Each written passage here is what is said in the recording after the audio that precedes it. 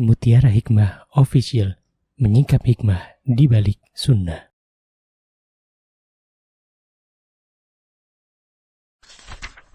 Salurkan donasi terbaik Anda untuk mendukung dakwah Mutiara Hikmah Official. Mari siapkan bekal akhirat kita. Jangan lewatkan kesempatan emas ini. Ayo kita berkontribusi dalam program pembangunan Masjid Mutiara Hikmah yang dibina langsung oleh Ustadz Hanan Yasir MA dan Ustazah Imro'atul Azizah. Raih pahala umroh setara haji dalam program Umroh Iktikaf Ramadan di tahun 2026. Perjalanan penuh makna, bimbingan penuh ilmu bersama Ustadz Hanan Yasir MA dan Ustazah Imro'atul Azizah. Tempat terbatas, daftarkan diri Anda sekarang juga. Jangan lewatkan sensasi umroh full faidah plus daurah fikih hijrah di bulan Syawal tahun 2026 bersama Ustadz Hanan Yasir MA dan Ustazah Imro'atul Azizah. Tempat terbatas, daftarkan diri Anda sekarang juga.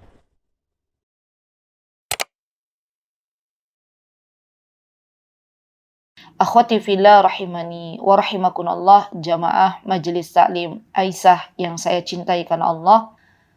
Walaupun kita belum diberikan kesempatan oleh Allah untuk bertemu secara tatap muka, tapi insya Allah kita berdoa semoga hati-hati kita disatukan oleh Allah Subhanahu wa Ta'ala. Tetap kita terus mendoakan kaum muslimin dan muslimat ya. Kita berdoa kepada Allah, semoga Allah Subhanahu wa Ta'ala pertemukan kita kembali dalam keadaan yang lebih baik. Kalaulah Allah belum pertemukan kita di dunia, semoga Allah pertemukan kita nanti di jannahnya. Kelak, ketika di antara kita ada yang sudah masuk surga duluan, maka tolong cari kita semuanya. Cari saya. Cari teman-teman yang belum ada di surga. Minta kepada Allah. Di manakah teman-temanku ya Allah yang biasa hadir di Majelis Taklim Aisyah ya Rabb? Ya Allah, aku belum melihat fulana bin fulan. Ya Allah, aku belum bertemu fulana bin fulan. Dan tidaklah aku berbahagia di dalam surgamu kecuali aku bisa melihat fulana bin fulan. Beliau yang biasa di dunia seringkali mengajak diri saya untuk datang ke Majelis Taklim Aisyah.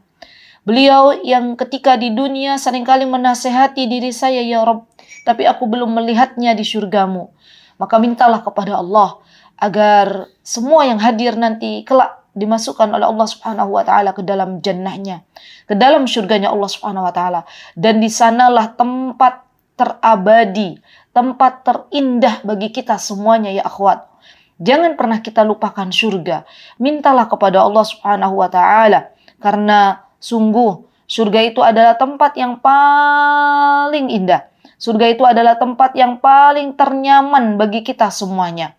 Dunia adalah tempat yang terkadang kita kecewa di dalamnya. Dunia adalah tempat yang terkadang kita belum mendapatkan apa yang sesuai dengan harapan kita. Dan itulah dunia. Kita masih punya sebuah cita-cita yang luhur, yaitu surganya Allah Subhanahu wa Ta'ala. Surga bukan hanya sekedar tempat ya akhwat, tapi ia adalah balasan bagi hati yang sabar, jiwa yang ikhlas, dan tentunya di antara nikmat surga adalah ketika kita bisa memandang wajahnya Allah Subhanahu wa Ta'ala. Semoga Allah Subhanahu wa Ta'ala menjadikan kita semuanya hamba-hambanya yang diberikan kesempatan untuk bertemu dengan Allah Subhanahu wa Ta'ala dan bisa memandang wajah Allah Subhanahu wa Ta'ala di dalam surganya. Amin Allahumma amin. Akhwati fillah rahimani wa rahimakunallah. Hari ini insyaallah kita akan belajar bersama-sama tentang adab bersama Al-Quran. Ya, kita tahu bahwa kita hari ini berada di bulan Sya'ban. Artinya dalam hitungan hari ke depan, sebentar lagi kita insya Allah akan berjumpa dengan bulan Ramadan. Dan para ulama menyebutkan bahwa bulan Sya'ban ini adalah bulannya para qurra. Apa itu para qurra? Bulannya para pembaca Al-Quran. Dan Rasulullah SAW mewanti-wanti kita. Apa kata beliau? Jangan sampai kita dibuat lalai pada bulan Sya'ban ini. Karena memang bulan Sya'ban ini ya akhwat adalah bulan yang banyak manusia melalaikannya. Ya, kenapa? Karena mereka fokusnya sudah pada bulan Ramadan. Padahal bulan Sya'ban ini adalah bulan yang seharusnya kita benar-benar menggunakannya dengan baik. Rasulullah SAW bersabda, kata Rasulullah, "Dzalika syahrun yaghfulun nasu anhu baina Rajab wa Ramadan." Kata Rasulullah, Sya'ban ini adalah bulan yang sering dilupakan karena berada di antara dua bulan mulia, yaitu bulan Rajab dan bulan Ramadan. Ya, padahal di bulan Sya'ban ini ya akhwat, amal kita diangkat oleh Allah Subhanahu wa taala. Sebagaimana Rasulullah SAW beliau bersabda, apa kata beliau? "Wa huwa syahrun turfa'u fihi al-a'malu ila rabbil alamin. Fa ahibbu an yurfa'a 'amali," kata Rasulullah SAW, "wa ana sha'im." Kata beliau, sungguh pada bulan Sya'ban ini amalan-amalan manusia diangkat ke hadapan Allah Subhanahu wa taala. Maka dari itu kata Rasulullah, aku suka di bulan diangkatnya amal-amal salih ini, aku dalam keadaan berpuasa. Maka dari itu Ibunda Aisyah radhiyallahu anha, beliau pernah memberitahukan kepada kita semuanya.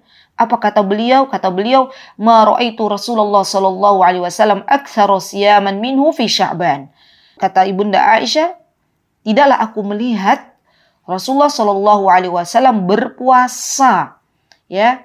Aktsara siyaman itu adalah puasa yang paling banyak dilakukan oleh Rasulullah SAW, puasa sunnah selain bulan Ramadan, kecuali di bulan Sya'ban. Jadi subhanallah ya teman-teman, ternyata bulan Sya'ban ini adalah bulan di mana diangkatnya amal solih kita. Maka yuk bersama-sama, ini adalah nasihat untuk diri saya dan teman-teman semuanya, mari kita pergunakan bulan Sya'ban ini dengan sebaik-baik amalan. Mari kita persembahkan yang terbaik untuk Allah Subhanahu wa taala. Mulai kapan? Mulai bulan Sya'ban ini. Dan di antara amal saleh yang akan kita persembahkan ke hadapan Allah Subhanahu wa taala di bulan Sya'ban ini, kita berjuang dengan Al-Qur'an. Dan sebelum kita berjuang dengan Al-Qur'an, alangkah baiknya kita mengetahui adab-adab terlebih dahulu bersama Al-Qur'an. Baik, akhwati fillah rahimani wa rahimakumullah, Al-Qur'an itu bukan hanya sekedar untuk kita baca. Namun hakikatnya Al-Qur'an adalah perjanjian antara kita dengan Allah Subhanahu wa taala. Karena siapa yang memuliakan Al-Qur'an, pasti Allah akan muliakan hidupnya. Bukankah kota Mekah kota yang Allah jadikan yang terbaik di muka buminya Allah karena Al-Quran diturunkan di sana? Kota yang dimuliakan oleh Allah Subhanahu wa taala di antara kota-kota yang lainnya. Bukankah bulan Ramadan adalah bulan yang dimuliakan oleh Allah Subhanahu wa taala karena Al-Quran diturunkan pada bulan Ramadan? Bukankah malaikat Jibril alaihissalam adalah malaikat yang paling mulia di antara malaikat-malaikat lainnya? Itu disebabkan karena Al-Quran diturunkan melalui perantaranya. Dan bukankah Rasulullah SAW juga adalah Rasul yang dicintai oleh Allah Subhanahu wa taala, Rasul yang dimuliakan oleh Allah Subhanahu wa taala karena Allah Azza wa Jalla telah jadikan Al-Quran sebagai mukjizatnya. Maka dari itu, siapa saja di antara hamba Allah yang memuliakan Al-Quran, baik dengan cara membacanya, baik dengan cara mentadabburinya, baik dengan cara menghafalkannya, ataupun dengan cara mengamalkannya, maka ia telah dimuliakan oleh Allah Subhanahu wa ta'ala. Dan barang siapa yang mendekati Al-Quran dengan adab, maka Allah akan turunkan rahmat kepadanya.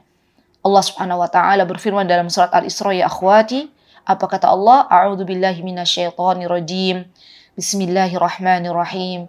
Inna hadzal Qur'ana yahdi lillati hiya aqwam. Sesungguhnya Al-Quran ini benar-benar memberi petunjuk kepada jalan yang lurus. Lihat, dari mana kita mendapatkan hidayah? Ketika kita bersama Al-Quran, maka Allah akan turunkan hidayah. Dari mana kita mendapatkan petunjuk yang selama ini menjadi kebutuhan dasar kita? Allah turunkan lewat Al-Quran. Maka tidak ada jalan lain ya akhwat agar kita diselamatkan oleh Allah Subhanahu wa taala di dalam kehidupan yang sebentar ini, kecuali kita harus melazimkan diri kita untuk dekat dengan Al-Quran. Kita harus memberikan prioritas waktu kita bersama Al-Quran. Karena Al-Quran ini adalah kitab samawi, kitab yang Allah Subhanahu wa taala turunkan, kitab suci yang Allah Subhanahu wa taala turunkan sebagai huda, sebagai petunjuk bagi orang-orang bertakwa. Sebagaimana Allah berfirman dalam surat Al-Baqarah, "Dzalikal kitab la raiba fihi hudal lil muttaqin," kata Allah. Ya, sungguhnya Al-Quran ini adalah petunjuk bagi orang-orang yang ingin bertakwa. Subhanallah. Bahkan Allah Subhanahu wa taala berfirman di dalam ayat yang lain, apa kata Allah? "Qad ja'akum minallahi nurun wa kitabun mubin." Al-Quran itu adalah cahaya, kata Allah. Subhanallah. Yang menerangi jalan hidup di saat manusia bingung menentukan arah. Subhanallah. Dan kita tahu bahwa di antara pedoman kita sebagai umat Islam, sebagai orang-orang yang beriman, itu adalah Al-Quran. Maka dari itu ya akhwat, kita perlu memulai hari-hari kita di awal pagi ketika Allah membangunkan kita dan kita berdoa, Alhamdulillahilladzi ahyana ba'dama amatana wa ilaihin nusyur. Kemudian kita meminta kepada Allah agar Allah jadikan awal hari kita bersama Al-Quran. Jadi Al-Quran ini teman-teman jangan dijadikan sebagai waktu sampingan ya. Kita harus punya waktu untuk bersama Al-Quran. Karena barang siapa yang mengawali harinya dengan mengingat Allah, barang siapa yang mengawali harinya dengan Al-Quran, maka Allah akan berikan kebarokahan di sisa waktunya. Dan sudah banyak ya ulama yang mencoba hal ini. Ya, saya juga pernah mencoba hal ini, subhanallah teman-teman, Masya Allah.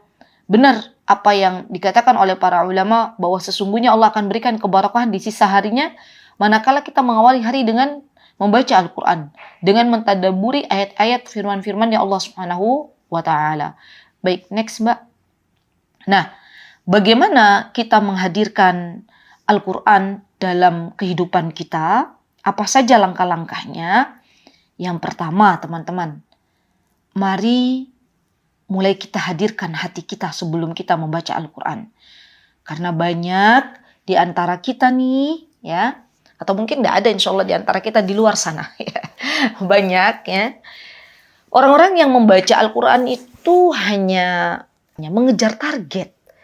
Ya, dia ikut kelompok misalnya grup gitu ya. One day one juz. Kemudian baca Al-Quran. Kalau sudah selesai satu juz ditandain gitu kan ya. Ditandain entah itu dengan tanda apa gitu. Berarti oh dia udah selesai baca Al-Quran gitu kan ya. Subhanallah. Padahal ya akhwat, ketika kita membaca Al-Quran artinya kita sesungguhnya harus menghadirkan hati kita, meluruskan niat, membersihkan jiwa. Kita tanya pada diri kita, untuk apa saya baca Al-Quran? Apakah saya baca Al-Quran agar saya mendapatkan sanjungan dari manusia? Agar saya sudah setor gitu ya kepada anggota grup yang lain bahwa saya pertama kali selesai membaca Al-Quran? Atau untuk apa? Ya, yang tahu jawabannya adalah kita dan Allah Subhanahu wa ta'ala. Tanya pada diri kita, selama ini ketika saya membaca Al-Quran, apakah saya sudah menghadirkan hati atau hanya sekedar lisan yang membaca Al-Quran? Ya subhanallah. Dan orang-orang subhanallah yang membaca Al-Quran, hamba-hamba Allah yang membaca Al-Quran dengan menghadirkan hati terlebih dahulu, meluruskan niat terlebih dahulu, maka Allah Azza wa Jalla pasti akan memberikan petunjuk kepadanya. Dan kita tahu ya teman-teman, Masya Allah, di antara niat kita untuk membaca Al-Quran adalah ingin mendapatkan ridha Allah Subhanahu wa ta'ala. Maka ketika kita membaca Al-Quran, ya, ingin mendapatkan ridha Allah Subhanahu wa ta'ala, maka Allah akan turunkan kebarokahan di dalam kehidupan kita. Bukankah Allah Subhanahu wa ta'ala yang berfirman di dalam Al-Quran, apa kata Allah? Kitabun anzalnahu ilaika mubarak liyadabbaru ayatih. Kata Allah, Al-Quran ini diturunkan kepada engkau sebagai petunjuk yang akan memberikan mubarak, yang akan memberikan keberkahan untuk ditadaburi ayat-ayatnya. Subhanallah. Bahkan, subhanallah, ketika kita membaca Al-Quran, kita menghadirkan hati kita, meluruskan niat kita. Tidaklah kita membaca Al-Quran kecuali agar Allah ridho, agar kita diangkat derajatnya oleh Allah Subhanahu Wa Taala di dalam surganya. Maka Allah Subhanahu Wa Taala akan berikan ketenangan hidup, ya akhwat. Allah berfirman di dalam Al-Quran, ala bidzikrillahi tatmainnul qulub. Dengan mengingat Allah, maka Allah akan jadikan hati kita tenang. Bukankah ini yang kita cari selama ini? Ketenangan jiwa, kebahagiaan jiwa. Dan ini adalah obatnya. Kita membaca Al-Quran dengan menghadirkan hati, meluruskan niat untuk mencari ridhonya Allah Subhanahu Wa Taala. Bukan untuk mencari validasi di hadapan manusia. Bukan untuk hanya sekedar rame-ramean, ya setor di grup, selesai, sudah. Ya. Kalau kita membaca Al-Quran, niatnya bukan untuk Allah, maka Allah tidak akan berikan ketenangan jiwa bagi kita. Dan sudah saatnya, ya akhwati, kita meluruskan niat kita, menghadirkan hati kita, manakala kita membaca Al-Quran. Kemudian yang kedua adalah adab ketika kita membaca Al-Quran dengan lisan kita.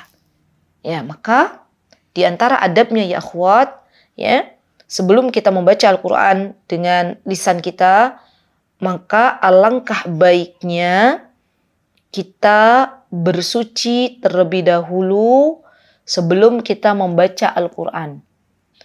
Kenapa? Karena sebagian ulama mengatakan bahwa ketika kita ingin membaca Al-Quran, kemudian kita bersuci terlebih dahulu, maka Allah akan hadirkan kekhusyuan. Subhanallah. Allah akan hadirkan ketenangan ya ketika kita membaca Al-Quran. Bagaimana cara bersucinya? Yaitu berwudu terlebih dahulu. Berwudu terlebih dahulu, duduk dengan tenang. Kalau memungkinkan kita menghadap kiblat, ya kalau tidak memungkinkan tidak apa-apa. Membaca dengan tartil, subhanallah. Membaca dengan tadabbur, karena tartil ini adalah perintah dari Allah Subhanahu Wa Taala. Apa kata Allah? Warattilil Qur'ana tartila. Bacalah Al-Quran dengan tartil, dengan tajwid yang benar. Dan ini Allah berfirman dalam surah Muzammil, ya akhwat. Ya, nanti teman-teman bisa buka kembali surah Muzammil ayat 4. Allah Subhanahu Wa Taala memberikan kepada kita perintah ketika kita membaca Al-Quran, maka bacalah dengan tartil. Tidak dengan terburu-buru, tidak dengan tergesa-gesa. Dan subhanallah ya akhwat, ketika kita membaca Al-Quran dengan tartil, maka akan ada getaran di dalam hati kita. Berbeda ketika kita membaca Al-Quran dengan tergesa-gesa. Ada diperbolehkan membaca Al-Quran dengan cepat, ya, untuk murojaah. Ya. Namun tetap harus mura'atut tajwid, harus memperhatikan tajwidnya. Tapi kalau kita baca biasa, kita baca dengan membuka mushaf gitu ya, maka dianjurkan untuk membacanya dengan perlahan-lahan. Ya. Dan subhanallah ya akhwat, ketika kita membaca Al-Quran dengan khusyuk, maka kita akan mendapatkan kelezatan iman di dalamnya. Telinga kita bisa mendengarkan bacaan Al-Quran kita dengan baik, Masya Allah. Dan tentunya tidaklah seseorang membaca Al-Quran dengan tartil kecuali Allah Azza wa Jalla akan turunkan rahmat baginya, subhanallah. Berarti kita perlu membaca Al-Quran ya dengan kondisi berwudu terlebih dahulu jikalau memungkinkan. Kalaupun misalnya teman-teman ya tidak berwudu, apakah boleh membaca Al-Quran? Boleh, silahkan. Tapi tadi yang saya katakan adalah afdoliyahnya, keutamaannya, gitu ya. Baik. Kemudian yang ketiga ya akhwat, bagaimana adab membaca Al-Quran? Di antara adab membaca Al-Quran, setelah kita mentadabburinya, setelah kita membacanya, setelah kita menghadirkan jiwa dalam membaca Al-Quran, maka adab yang selanjutnya adalah kita mengamalkan isi kandungan dari apa yang kita telah baca dari Al-Quranul Karim. Ya, kenapa? Karena sungguh kita akan ditanya oleh Allah Subhanahu wa Ta'ala di akhirat nanti. Apakah engkau termasuk orang-orang yang mengamalkan apa yang engkau ketahui? apakah kita termasuk orang-orang yang meminta kepada Allah agar kita berusaha semaksimal kita untuk mengamalkan apa yang telah kita baca dari Al-Quran itu sendiri? Karena Al-Quran ini diturunkan oleh Allah Subhanahu wa Ta'ala untuk menjadi peringatan bagi kita semuanya. Dan Allah Azza wa Jalla akan menjadikan seorang hamba ahlul Quran, ya, keluarganya Allah Subhanahu wa Ta'ala, manakala Al-Quran ini diamalkan. Bukan hanya dibaca, bukan hanya ditadaburi, bukan hanya dihafalkan, tetapi lebih dari itu Al-Quran ini diamalkan. Dan Nabi kita Muhammad SAW sebagai suri tauladan kita, ya akhwati, beliau adalah sosok hamba Allah yang telah mengamalkan apa-apa yang ada di dalam Al-Quran. Dan Ibunda Aisyah radhiyallahu anha, beliau menjadi saksi atas apa yang beliau temui dari kehidupan bersama Rasulullah SAW. Beliau berkata, kata Ibunda Aisyah, bahwa Nabi kita Muhammad SAW akhlaknya mencerminkan apa-apa yang ada di dalam Al-Quran. Beliau mengatakan, kana khuluquhul Quran. Subhanallah. Jadi akhlaknya Rasulullah itu, ya akhwati, sebagaimana apa yang ada di dalam Al-Quran.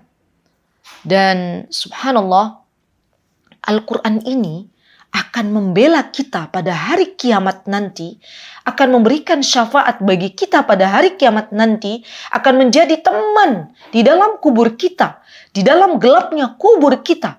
Al-Quran akan menemani kita manakala kita mengamalkan apa-apa yang ada di dalam Al-Quran itu sendiri. Dan subhanallah, kita memohon kepada Allah, kita tidak bisa mengamalkan isi-isi yang ayat-ayat yang ada di dalam Al-Quran kecuali atas pertolongan dari Allah Subhanahu wa Ta'ala. Maka saatnya kita memohon kepada Allah agar Allah Azza wa Jalla jadikan Al-Quran ini sebagai pembela kita pada hari kiamat, agar Allah Azza wa Jalla mampukan kita untuk mengamalkan isi-isi kandungan Al-Quran. Dan ini yang paling penting di antara sekian banyak prioritas dalam kehidupan kita. Semoga Allah Azza wa Jalla anugerahkan kita semuanya amal salih yang sesuai dengan apa yang Allah anjurkan di dalam Al-Quranul Karim dan apa yang Rasulullah SAW anjurkan di dalam sunnah-sunnah beliau.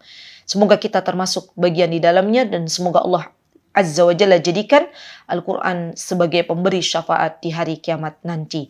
Amin. Allahumma amin. Baik, next Mbak. Akhwati fillah rahimani wa rahimakunallah. Tadi kita sudah belajar tentang bagaimana meluruskan niat. Ya, apakah kita membaca Al-Quran untuk Allah hanya sekedar merasa sudah menggugurkan kewajiban. Maka dari itu, di dalam hadis Nabi kita Muhammad SAW, beliau bersabda, innamal a'malu binniyat. Sesungguhnya amal-amal itu tergantung pada niatnya, ya akhwat. Niat kita untuk apa? Maka Allah akan berikan itu. Wal'iyadu billah, summa wal'iyadu billah. Ada orang-orang yang membaca Al-Quran, niatnya hanya sebagai pelaris dagangannya. Ya, dia baca Al-Quran, ya. Tapi niatnya apa? Agar Allah melariskan dagangannya. Betul, Allah lariskan dagangannya. Tapi dia tidak mendapatkan apa-apa dari pahala yang Allah sediakan bagi para pembaca Al-Quran. Maka hati-hati, luruskan niat kita dengan baik. Untuk apa kita baca Al-Quran? Tanya diri kita masing-masing. Ya, jangan sampai apa yang kita baca dari Al-Quran ternyata tidak mendapatkan apa-apa di hadapan Allah Subhanahu wa Ta'ala. Ada orang-orang yang menyesal di akhirat nanti. Di antara orang yang menyesal di akhirat adalah orang-orang yang mengamalkan apa-apa yang Allah perintahkan, apa-apa yang Rasulullah SAW perintahkan, namun niat tersebut bukan untuk Allah, tapi hanya untuk sekedar mendapatkan kepingan-kepingan dunia. Dan orang-orang yang demikian Allah berikan semuanya di dunia dan Allah tidak sisakan di akhirat. Wal'iyadzubillah. Baik, next Mbak. Kemudian ya akhwat, ya, kita juga sudah belajar tadi sedikit ya tentang bagaimana kita membersamai Al-Quran dengan membersihkan hati. Ya. Maka dari itu Allah Subhanahu wa Ta'ala berfirman di dalam surat Al-Hajj ayat 32. Silakan boleh dibuka semua ya akhwati. Surat Al-Hajj ayat 32. Apa kata Allah? Allah berfirman, "Dzalika wa may yu'azzim sya'airallahi fa innaha min taqwal qulub." Subhanallah. Barang siapa yang mengagungkan syiar-syiarnya Allah, maka sesungguhnya itu termasuk dari ketakwaan hati. Dan syiar Allah itu apa? Di antaranya yaitu Al-Quranul Karim. Syiar Allah itu apa? Di antaranya hal-hal yang diagungkan oleh Allah Subhanahu wa taala. Syiar itu adalah sesuatu yang diagungkan oleh Allah Subhanahu wa taala. Maka di antara yang diagungkan oleh Allah Subhanahu wa taala selain Al-Quran adalah salat. Allah agungkan salat. Di antara yang Allah Subhanahu wa taala agungkan di dalam Al-Quran adalah ibadah haji dan manasiknya. Allah agungkan di dalam Al-Quran ya Masjidil Haram, ya waktu-waktu yang mulia. Allah agungkan juga hari Jumat, juga Allah agungkan. Maka barang siapa yang mengagungkan hari Jumat, barang siapa yang mengagungkan Al-Quran, barang siapa yang mengagungkan tanah suci yaitu Masjidil Haram, barang siapa yang mengagungkan bulan Ramadan, maka sesungguhnya tidaklah itu muncul kecuali dari ketakwaan hati yang ada di dalamnya. Jadi ini menjadi barometer ya akhwati, ya. Orang-orang yang dia mengagungkan Al-Quran di dalam hidupnya, berarti Allah telah berikan ketakwaan di dalam hatinya. Gitu ya. Baik. Tanda hati yang mengagungkan Al-Quran diantaranya adalah tidak berani membacanya, ya sambil lalai dia menghadirkan Al-Quran di dalam hatinya, ya kemudian tidak merasa berdosa jika lama meninggalkannya. Ya jangan sampai kita berhari-hari ya belum membaca Al-Quran kemudian tidak ada rasa rindu untuk membuka dan membaca Al-Quran. Ya semoga kita bukan termasuk di dalamnya. Semoga kita termasuk bagian dari hamba-hamba Allah yang rindu setiap hari untuk bertemu dengan Allah, membaca surat cinta dari Allah Subhanahu wa taala. Dan kita juga semoga termasuk bagian dari hamba-hamba Allah yang tidak tega ketika kita menyimpan Al-Quran hanya sekedar untuk disimpan tapi tidak dibuka Al-Quran itu sendiri. Ya kadang ada orang yang baru membaca atau baru membuka Al-Quran menjelang Ramadan. Ya subhanallah. Jadi Al-Quran ini ibaratnya ibaratnya adalah sebuah hal yang dibukanya itu setahun sekali, rutinitas tahunan gitu loh, bukan harian gitu ya subhanallah. Dan ini sesuatu yang tidak kita inginkan ya akhwat. Ya, baik. Kemudian Allah Subhanahu wa taala juga berfirman dalam surah Al-Mutaffifin, boleh dibuka ya akhwati. Surah Al-Mutaffifin ayat 14. Ya, apa kata Allah Subhanahu wa taala di dalam Al-Qur'an? Surah Al-Mutaffifin ya ayat 14. Allah Subhanahu wa taala menegaskan bahwa sesungguhnya Al-Qur'an ini adalah cahaya. Dan cahaya tidak masuk ke dalam hati yang gelap. Subhanallah. Berarti kalau kita ingin diberikan hidayah oleh Allah Subhanahu wa taala, maka hendaklah kita bersihkan hati kita dengan membaca Al-Quran. Apa kata Allah? Kalla bal rana ala qulubihim ma kanu yaksibun. Subhanallah. Dalam hati kita ya akhwat, ada sesuatu yang menutupinya. Apa itu yang menutupinya?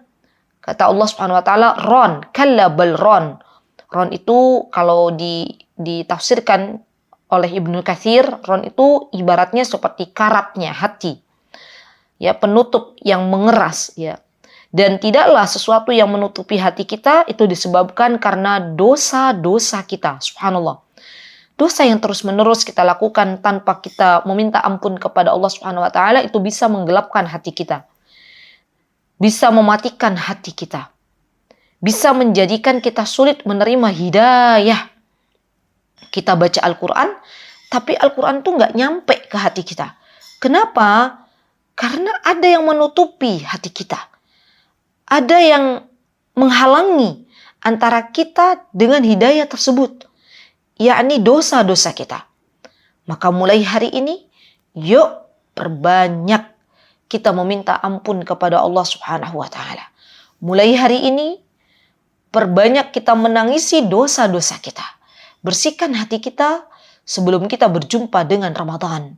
Karena sesungguhnya di bulan Ramadan itu adalah bulan di mana kita hendaknya memperbanyak amal ibadah kita. Ya. Jadi kita sedang berlomba. Bulan Ramadan itu bulan perlombaan, bulan berfastabiqul khairat.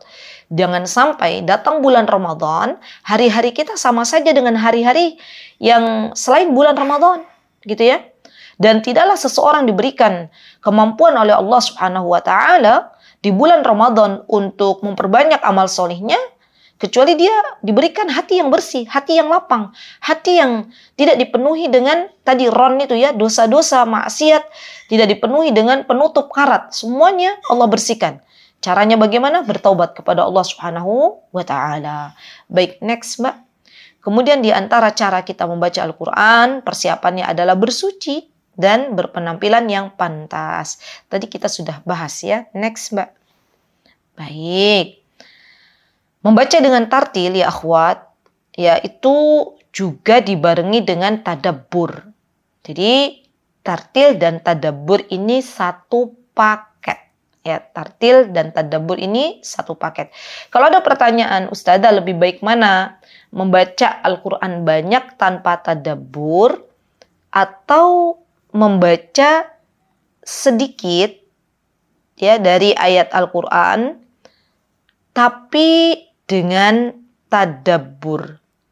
Maka jawabannya adalah membaca Al-Quran sedikit tapi dengan tadabbur kemudian mengamalkannya. Karena kita masih di bulan Sya'ban. Kecuali nanti bulan Ramadan ya akhwat, bulan Ramadan kita diperintahkan untuk memperbanyak membaca Al-Quran. Maka dari itu, di bulan Sya'ban ini, teman-teman, masih ada waktu untuk kita mentadabburi Al-Quran. Berikan waktu ini, prioritaskan. Dari 1 kali 24 jam, kita bisa menggunakan waktu minimal 1 jam untuk tadabbur Al-Quran. Bikin checklist, bikin target. Ya, satu hari ini 1 jam, dari 1 kali 24 jam, kita buat untuk mentadabburi Al-Quran, gitu loh. Nah, bagaimana agar kita bisa lebih mudah ya akhwati untuk mentadabburi Al-Quran? Ya, pertama kali bagi kita orang Indonesia yang belum semua dari kita paham dengan ayat-ayat Al-Quran, ya apa isinya, apa kandungannya, maka pertama kali kita baca terjemahannya, boleh ya akhwat. Ya. Cara mentadabburi Al-Quran itu diantaranya adalah dengan kita membaca terjemahannya. Ya, dibuka terjemahannya, kemudian setelah itu dibaca perlahan-lahan, dan nanti kalau bisa teman-teman tulis ulang itu lebih baik. Ya. Dan nanti kalau kita sudah baca terjemahannya masih ada waktu, maka kemudian kita baca tafsirnya. Ya, kita baca tafsirnya, karena nanti di dalam tafsir itu kita akan menemukan bahwa ada asbabun nuzul. Kenapa Al-Quran ini, ayat ini diturunkan, apa latar belakangnya, gitu loh. Kemudian nanti setelah itu kita baca kembali, ya, apa makna kandungan dari ayat-ayat yang terkandung dalam Al-Quran. Terkadang ya akhwat, ada ayat-ayat dalam Al-Quran itu yang perlu ditafsirkan dengan hadis. Ya. Dan kita perlu untuk itu, gitu ya. Jadi subhanallah, contoh ya. Dari mana kita tahu sholat itu ada 5 waktu? Dari mana kita tahu sholat itu caranya detail, gitu ya, ada caranya sendiri. Dari mana kita tahu bahwa untuk meraih sholat yang khusyuk itu harus membersihkan hati? Semuanya ada di dalam hadis Nabi kita Muhammad SAW. Di Al-Quran hanya ada secara mujmal, secara global saja. Allah jelaskan ya tentang perkara sholat. Tetapi detailnya ada di dalam hadis Rasulullah SAW. Maka kita perlu untuk mempelajari, mentadabburi kembali tafsir dari ayat-ayat yang kita baca. Dan di antara tafsir yang saya rekomendasikan untuk teman-teman bisa baca adalah tafsir Muyassar. Namanya tafsir Muyassar. Insya Allah sudah ada versi Indonesianya. Jadi kabar baiknya tafsir Muyassar ini ya akhwat sudah ada versi Indonesianya. Teman-teman nanti boleh baca, boleh download gitu ya. Semoga ini bisa membantu kita untuk lebih paham makna apa yang kita baca dari Al-Quranul Karim, gitu ya. Jadi insya Allah teman-teman gaya bahasanya insya Allah gaya bahasa yang ringan dan kita insya Allah bisa lebih memahaminya, gitu ya. Baik, next Mbak. Kemudian ini yang perlu ya, poin yang keenam, ketika kita membaca Al-Quran, di antara adabnya adalah menghadirkan rasa bahwa kita itu sedang diajak bicara oleh Allah Subhanahu wa Ta'ala. Karena Al-Quran itu pada hakikatnya adalah firman-Nya Allah Subhanahu wa Ta'ala. Al-Quran bukan makhluk. Al-Quran adalah firman-Nya Allah Subhanahu wa Ta'ala. Dan siapapun yang Allah Azza wa Jalla berikan hidayah untuk membaca Al-Quran, artinya dia sedang diajak bicara oleh Allah Subhanahu wa Ta'ala. Abdullah ibnu Mas'ud radhiyallahu anhu, seorang sahabat Nabi kita Muhammad sallallahu alaihi wasallam yang terkenal sebagai seorang qurra, sebagai orang yang ahli dalam membaca Al-Quran, ya, dalam tafsir Al-Quran. Beliau pernah berkata, kata beliau, jika engkau mendengar Allah Subhanahu wa Ta'ala berfirman, wahai orang-orang yang beriman, maka dengarkanlah dengan sungguh-sungguh. Di dalam Al-Quranul Karim, banyak sekali Allah Subhanahu wa Ta'ala memanggil kita dengan panggilan, ya ayyuhalladzina amanu, wahai orang-orang beriman. Maka ketika kita mendengar kalimat wahai orang-orang yang beriman, rasakan bahwa itu ayat tersebut adalah untuk kita. Jadi bukan untuk orang lain, tetapi Allah Subhanahu wa Ta'ala sedang berbicara dengan kita, gitu. Ya ayyuhalladzina amanu, wahai orang-orang yang beriman. Ya, Allah memanggil kita dengan orang-orang yang beriman, bukan ya ayyuhan nas, bukan wahai manusia. Karena biasanya ayat-ayat madaniyah, ayat-ayat yang ada kata perintah itu biasanya ya Allah memanggilnya dengan kata yang lembut. Ya ayyuhalladzina amanu. Di situ Allah ingin ya responnya kita itu seperti apa, gitu loh. Allah pengen lihat ketika kita mendengar wahai orang-orang yang beriman, apakah kita hanya baca sekilas saja atau ada getaran hati di dalam diri kita, ada rasa harap ya kepada Allah Subhanahu wa Ta'ala, ada takut dengan adab Allah Subhanahu wa Ta'ala. Karena terkadang Allah Subhanahu wa Ta'ala yang menegaskan di dalam Al-Quran, ya ayyuhalladzina amanu, kemudian Allah tutup dengan bagi orang-orang yang beriman ya Allah sediakan surganya, maka kita berharap kepada Allah Subhanahu wa Ta'ala surganya Allah Subhanahu wa Ta'ala. Innallaha yudkhilul ladzina amanu, kata Allah, Allah akan memasukkan orang-orang yang beriman ke dalam apa? Surganya Allah Subhanahu wa Ta'ala. Maka kita berhenti di ayat itu kemudian meminta kepada Allah, ya Allah, aku berharap surgamu. Begitu ya akhwat. Kemudian kalau kita membaca ayat-ayat ya tentang neraka ya, dan ini terkadang Allah Subhanahu wa Ta'ala juga sebutkan di dalam firman-firman-Nya, maka kita berdoa juga, berhenti sejenak, kita berdoa kepada Allah, ya Allah, jauhkanlah hamba dengan keluarga besar hamba dan orang-orang yang hamba cintai dari nerakanya Allah. Ya subhanallah. Kalau ada ayat perintah di situ, maka kita meminta kepada Allah agar kita diberikan kekuatan untuk bisa mengamalkannya. Dan di dalam Al-Quran banyak sekali perintah-perintah yang Allah Subhanahu wa Ta'ala perintahkan kepada kita. Catat baik-baik. Apa saja perintah Allah di dalam Al-Quran? Ya ayyuhalladzina amanu kutiba alaikumus siyam, misalnya ya, kama kutiba alal ladzina min qablikum la'allakum tattaqun. Allah memerintahkan kita untuk berpuasa, untuk melakukan ibadah saum. Maka sadarlah bahwa yang memerintahkan ibadah saum itu adalah Allah Subhanahu wa Ta'ala. Allah memerintahkan kita untuk bersedekah. Allah memerintahkan kita untuk memaafkan kesalahan orang lain. Allah memerintahkan kita untuk menunaikan ibadah salat. Maka mintalah kepada Allah agar Allah berikan kekuatan kepada kita sehingga kita dijadikan oleh Allah Subhanahu wa Ta'ala sebagai hamba-hambanya yang dimampukan untuk segera mentaati Allah Subhanahu wa Ta'ala. Begitu pula ketika ada ayat-ayat yang berisi tentang larangan-larangan Allah Subhanahu wa Ta'ala. Contoh misalnya, ya akhwat, Allah Subhanahu wa Ta'ala melarang kita untuk mendekati zina. Ya, misalnya. Maka kita meminta kepada Allah agar kita dengan keluarga besar kita dijauhkan oleh Allah Subhanahu wa Ta'ala dari yang namanya perzinahan. gitu ya.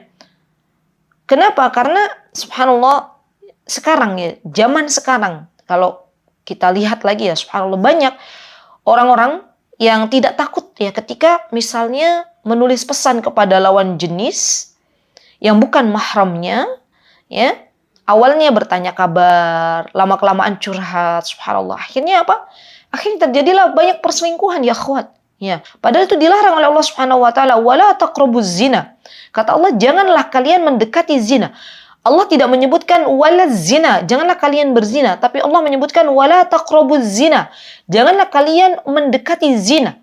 Artinya kita harus berhati-hati, jaga diri kita baik-baik. Jangan sampai kita menuliskan pesan kepada orang yang laki-laki yang bukan mahram kita misalnya, apalagi laki-laki tersebut sudah punya suami misalnya, ya. Maka hati-hati, jaga jari jemari kita. Pikirkan apa yang akan kita tulis, pikirkan apa yang akan kita ucapkan. Dan ini menjadi salah satu ciri ya wanita-wanita solihah di zaman sekarang adalah wanita-wanita yang berhati-hati manakala ia akan menuliskan sesuatu, manakala ia akan berucap, manakala ia akan melangkah, subhanallah.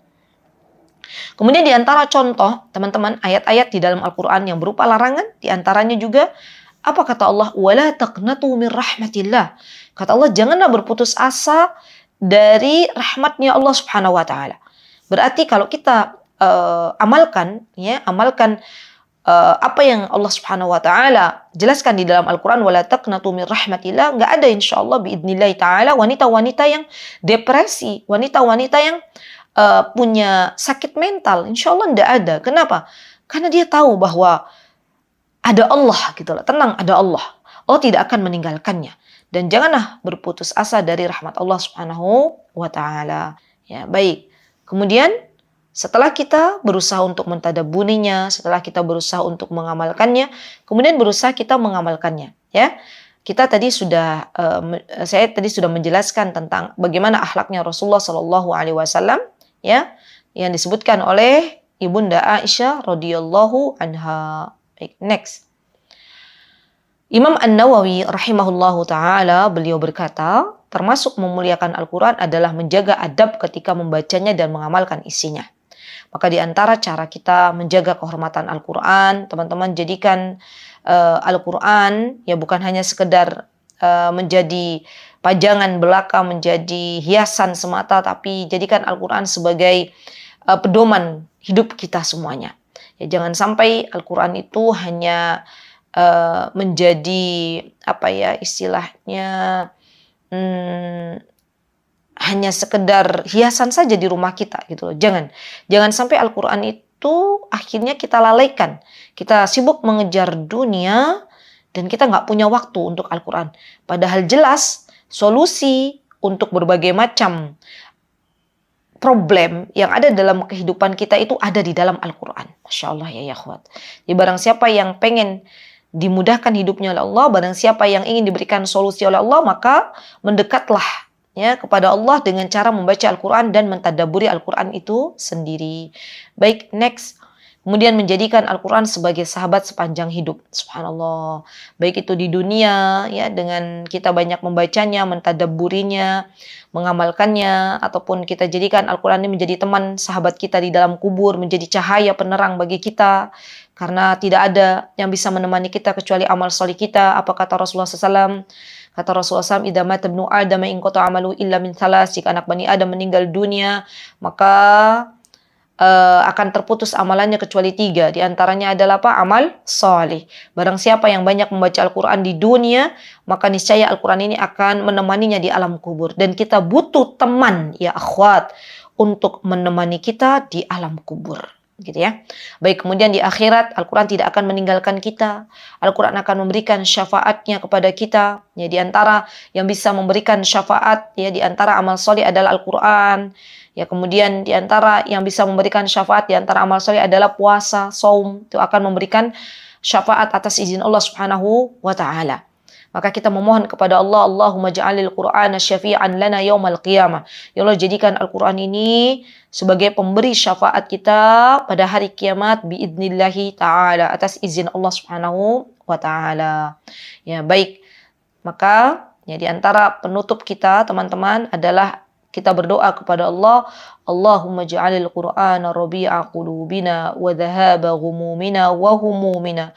Allahumma ja'alil Qur'ana syafi'an lana yawmal qiyamah waj'alil Qur'ana hujjatan lana yawmal qiyamah. Kita berdoa kepada Allah, ya Allah jadikanlah Al-Quran sebagai penyejuk hati kami, menjadi cahaya di dada-dada kami, menjadi penghilang kesedihan dan kegundahan kami, menjadi hujjah bagi kami di hari kiamat nanti, menjadi syafaat ya bagi kami di akhirat nanti, dan semoga Allah Subhanahu wa taala angkat derajat-derajat kita semuanya di dalam surganya dengan bacaan Al-Qur'an yang kita hafalkan di dunia dan kita amalkan di kehidupan yang sebentar ini. Wallahu taala alam. Semoga apa yang kita dapatkan pada pagi hari ini diberikan kemudahan oleh Allah Subhanahu wa taala untuk bisa kita amalkan dalam kehidupan kita sehari-hari. Semoga Allah ridho kepada kita semuanya. Semoga Allah Subhanahu wa taala menyampaikan kita semuanya untuk bisa berjumpa dengan bulan Ramadan. Allahumma sallimna Ramadana wa sallim lana tasliman. Amin Allahumma amin. Aqulu qawli hadha wa astaghfirullah li wa lakum wa akhiru da'wana alhamdulillahi rabbil alamin. Assalamualaikum warahmatullahi wabarakatuh. Mutiara Hikmah Official, menyingkap hikmah di balik sunnah.